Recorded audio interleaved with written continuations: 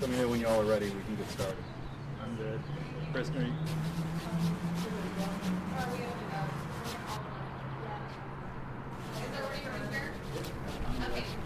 All right. Good afternoon, everybody. My name's David Gwynn, Deputy Chief, Roanoke Fire-EMS. We're going to provide a quick update on some of the information you were provided earlier in reference to the fire on 10.5 Street here in the city of Roanoke this afternoon. As an update, or with our previous kind of press conference, we released that we did have reason to believe that there was a victim inside the building, and we can release at this time that we did locate a victim inside the building, and that victim has been transported to the medical examiner's office for further investigation. Units have cleared off the scene at this time. The investigation is ongoing, but our work at the scene has been completed. Due to the extreme fire damage sustained by the residents, the building was demolished in order to prevent any further injury to residents or folks that live in that area. So that's the update I have at this point. If anybody has any questions, I'd be happy to take them at this time.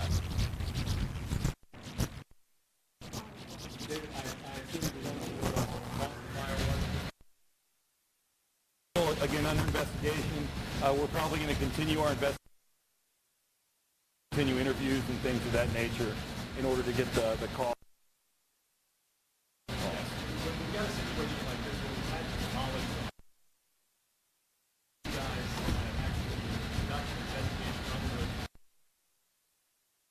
It is obviously challenging to conduct an investigation. That's what we're used to. That's our normal mode of investigation.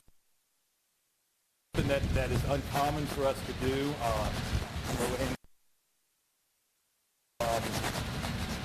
It's just work the best we can. Because other parties as well may rely on the investigation photographs that we take in order to understand what happened at the incident. Circumstances that we encountered. We did what we need to do. We got the photos, and at this point, I think we're going to be relying on the community to understand more about what happened.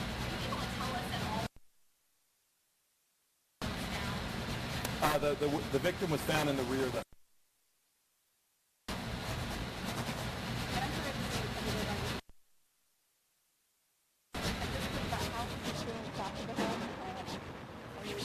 Just based on witness statements that the victim was leaving the home with another individual, and when the one individual left, it appears that perhaps the victim became disoriented and then re-entered the home.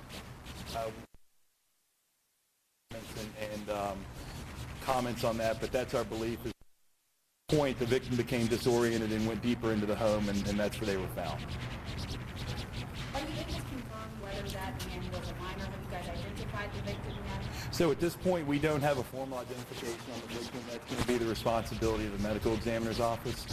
At this point, we just can confirm that there was a male victim in the fire.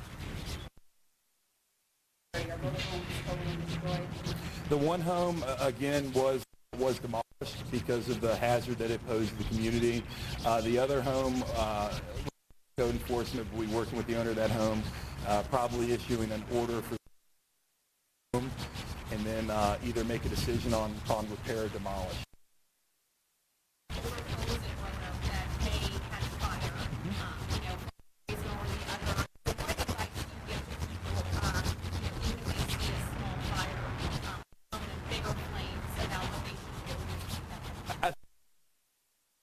Advice I can give anybody really is that if you have any sort of fire at your home, call 911 immediately and let us come and help you with that situation.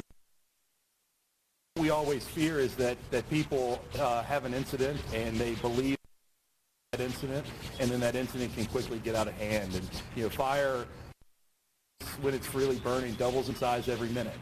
So what potentially controllable fire can become out of control very, very quickly. So I would encourage anybody to call 911 and have.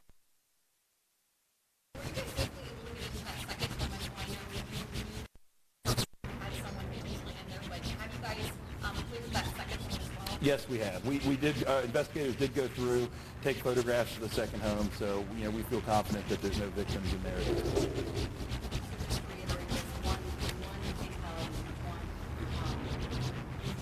on the fire, No firefighter injuries. There was an injury that was treated at the scene, and then there was one fatality.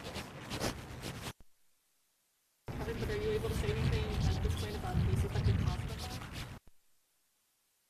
fire? We're going to continue with interviews. Continue working on this investigation. It is still a very active investigation. And some folks in the community are seeing him more than four that have had some type of fire damage over the last 6 to 7 months. As someone in the fire department, what's kind of your reaction to that? We don't neighborhood affected by fire, much less that many. The previous, our final cost, we just started smoking materials. But it's obviously unfortunate when we have a single incident on a in that close of proximity.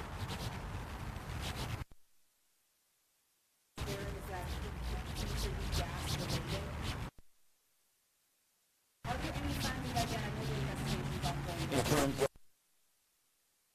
It smelled like gas. It might have been a gas leak. so one thing that we'll make a comment there is that these homes both of the homes that were affected were served by fuel oil tanks that were damaged as a result of fire. So there was some unknown amount of fuel oil that was open to the environment as a result of the incident. So there obviously was an odor of or some sort of combustible liquid at the scene, and that can be the damage that those tanks sustained as a result of fire.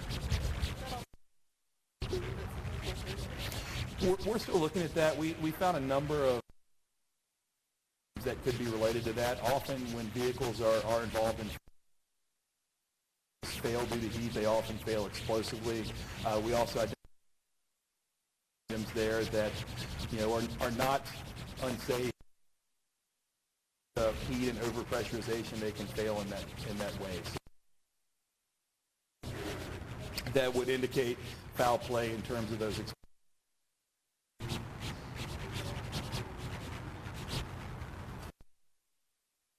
Any other questions?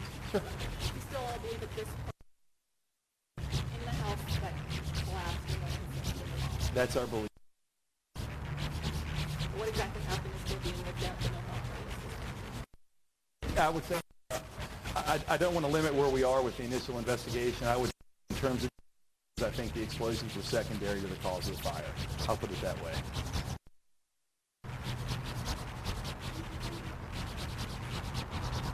Any other questions?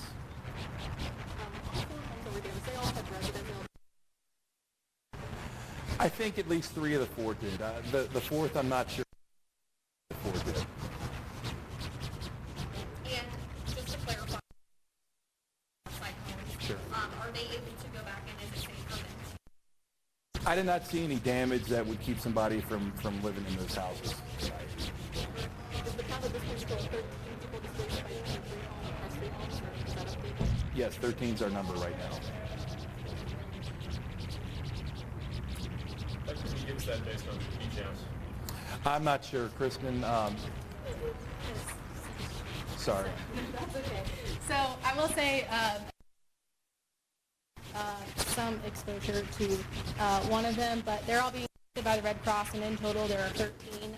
Now the Red Cross is working directly with those to assess the amount of people within those homes and make sure that everyone, as far as clothing or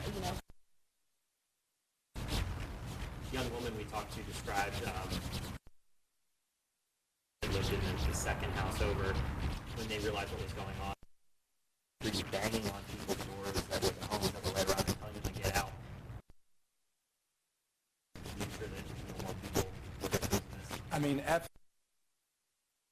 got a member of the community that's willing to help others way. I think that's very valuable, and I think they did exactly the right thing, from banging on the front door, but certainly not going into the house, right? Because we don't want people trying to effect a rescue and conduct a rescue themselves, but certainly alerting their neighbors and others in the community, could have very well made a huge difference in this incident. What are your thoughts on this incident? I'm sorry, I think I'm just confused, but some people tried to go back into the burning house. I'm not sure that anybody actually directly went back into the burning house, but I think that there was a member of the community that went and assisted somebody from the rear door.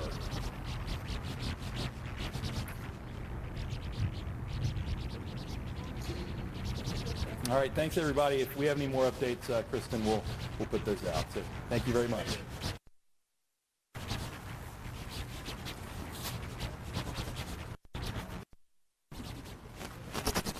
No,